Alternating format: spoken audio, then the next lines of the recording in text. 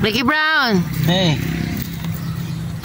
Mukhang napalaban ka sa Boracay tapos bumabawi ka ngayon dyan Boracay? Ay, ano pala? Palawan.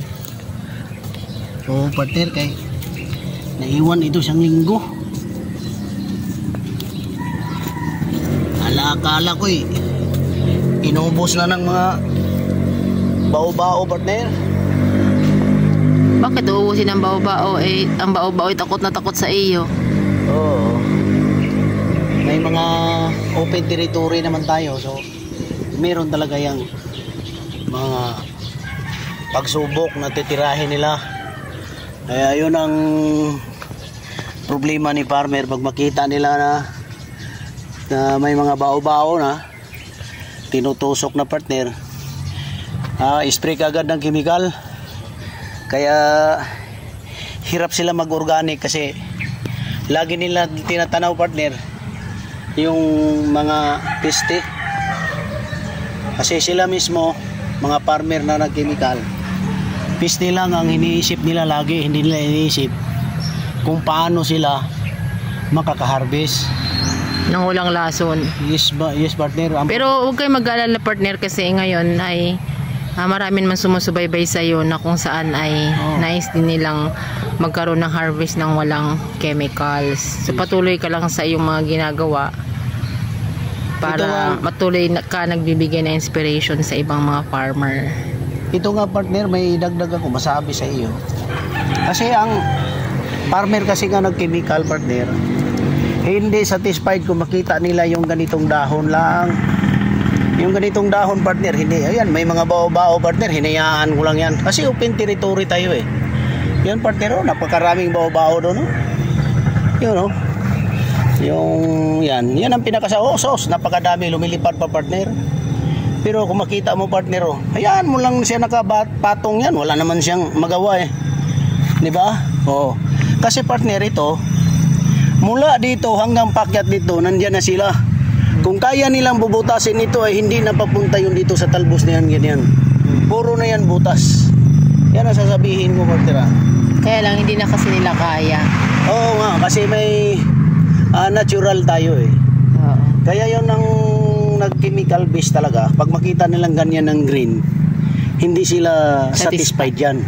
Kasi gusto nila yung dahon na mas malaki pa kaysa puno. Kaya maglagay sila ng 4600, yung urea. So, kakapal ang dahon. Pero ang tanong, partner, dito tayo magtingin sa puno.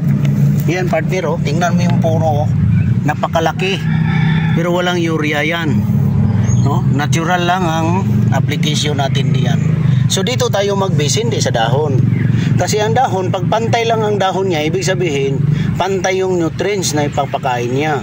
So, ito ang importante sa pagtatanim. Yan, maraming mga pumapatong dyan, pero hinayaan lang natin. Hindi naman yan makapinsala. Kasi kung kulambuan mo ito, partner, walang makapasok. Kaya yung sinasabi, organic natural farming system, that is open territory. So, ibig sabihin doon, partner, lahat ng mga masamang insekto at saka yung kaibigan mo, sila lahat pasok, partner. Pero, ang importante doon, yung tinatawag na sustainable treatment. So, ibig sabihin, anong sustainable treatment? Yung tinitreat mo yung halaman mo na natural, basic, hindi tulad na pag may makita ka, ito, partner, pag sa chemical to, pag may makita ang farmer na ganito marami na, kahit wala pang pinsala, spray na agad sila. Ang resulta noon, partner, magkaroon, hindi pa yun matamaan, partner, matamaan na kasi yung residue sa bakterya doon sa chemical na ni-spray niya, yun na magpinsala. Dapat yun, partner, shout out doon sa mga maghahalaman tulad ko. Huwag niyong hayaan na manatili kayo dyan sa chemical. Kasi nakikita niyo naman itong gawa ni Ricky Brown dito. Actual to, partner. Wala tong dayaan dito, no? Nandoon yung mga... Walang dayaan kasi pagkain natin to, Ang anak ko, dito ko pakainin. Pagkatapos, pakainin ko ng lason. Hindi tayo umabot ng 120 years yung target, partner, no? Oo. So, huwag na yung 120 years, partner. Ay, yan na lang. Makikita mo, partner, Ito, ipakita ko sa inyo.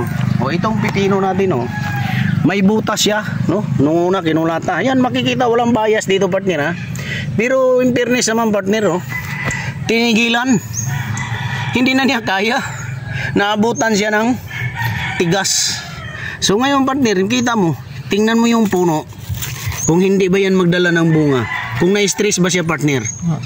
Alam mo, partner, yung halaman na may stress, hindi magkaganyan ng base niya sa puno. O lahat, partner, tingnan mo yun. Puro yan sila. Hayaan lang natin nakapatong dyan. Pero kung tingnan mo yung puno, partner, wow. Yan mo makikita, partner, puno. Lahat yan, partner, ha? Baka sabihin, pinipili lang ni Ricky Brown yung walang butas. Hindi. Ito, oh, pakita ko sa partner, oh, may butas, oh.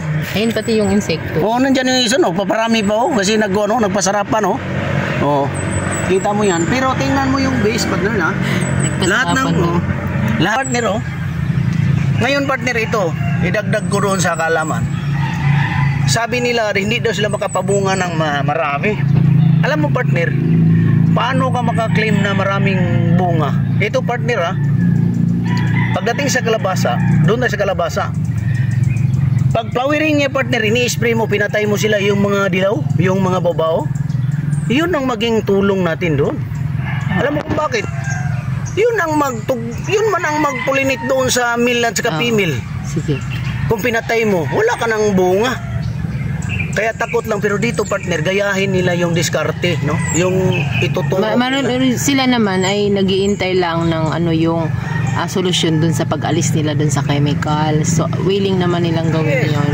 Kasi ito, partner, pinaliwanag doon. Lahat naman ng nagtatanim ngayon, puro halos break even lang. Oh, dahil sa chemical fertilizer, partner, napakamahal. Pero so, ito, partner, oh. Oo, ito malaking bagay kasi nagbibigay tayo sa kanila ng information. Yes. So, shout out doon sa mga partners, mga kasaka natin. So, gaya na kayo dito. Huwag na kayong manatili doon sa chemical. Ako, galing din ako sa chemical, partner, eh. Pero hirap nga, so yung sinasabi ko. Pero pag masanay ka nang tumingin sa mga peste, partner, masanay ka na, hindi ka na matatakot, wala ka nang pangamba ron. Kasi ito, partner, oh, dito, explain ko sa iyo, partner, oh, dokta ko. Dito, partner, binanatan ito nung mataba.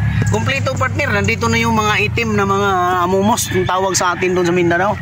Yan, oh, partner, oh, may mga amumos na. Oh, pero makita mo, partner, dito lang siya. Pagdating dito sa taas, wala na, hindi na kaya. Dapat ito, pinutulan niya, eh. Pero hindi na niya kaya, partner. Alam mo kung bakit? Nakatatlo na ako ditong application, partner. So, ibig sabihin, hindi na nila kaya galawin. Plus, mag-tapping na ako ngayon. Maglalagay naman ako ng supplement doon sa lupa, dagdag, natural, partner. So, kumpleto na siya. Okay. So tabayan na natin mga pangyayari sa lugar na to. Yes. So, ito, partner, oh. Pag punta ko ng Palawan, bilisan lang. Ito, ngayon, oh, wala na. Paakyat na sila. Okay, partner. That's it for now. Follow for more.